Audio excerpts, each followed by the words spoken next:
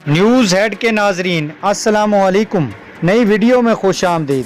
آج جس خبر کے بارے میں ڈسکس کرنے جا رہے ہیں وہ بھارت اور چین کی ہے۔ مودی کی خارجہ پالیسی بری طرح ناکام۔ وہ کیسے؟ بھارت نے چین کا کتنا بڑا علاقہ چھین لیا؟ چین کے بیان نے بھارتیوں کو جلا کر راکھ کر دیا۔ ان تمام ٹاپک کی ڈیٹیل میں جانے سے پہلے آپ ہمارے چینل نیوز ہیڈ کو لائک، شیئر اور سبسکرائب کر لیں۔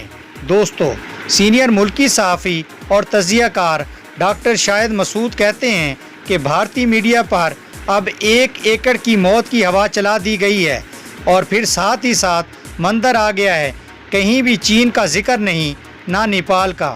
اس کی وجہ یہ ہے کہ بھارتی حکومت اور میڈیا دونوں کو احساس ہو چکا ہے کہ چین کس طرح سے آگے بڑھ رہا ہے۔ RSS یعنی مودی حکومت کی خارجہ پالیسی کس طرح ناکام ہو چکی ہے۔ مسلسل پچھلے 1 سال سے ناکامیاں جھیلنا پڑ رہی ہیں، اور اب ڈیپ سٹیٹ اپنی حکومت کے ساتھ نہیں کھڑی، بلکہ حساس معلومات میڈیا تک پہنچانا شروع کر دی ہیں۔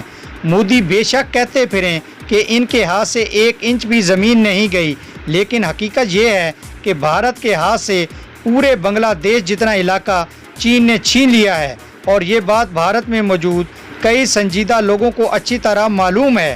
اور اس کی وجہ سے یہ کہ مودی کا انڈیا دراصل RSS کی انتہا پسند ریاست ہے، جسے بین الاقوامی دنیا پسند نہیں کرتی۔ دوستو، یہ تھی اب تک کی بریکنگ نیوز انڈیا اور چین کے حوالے سے۔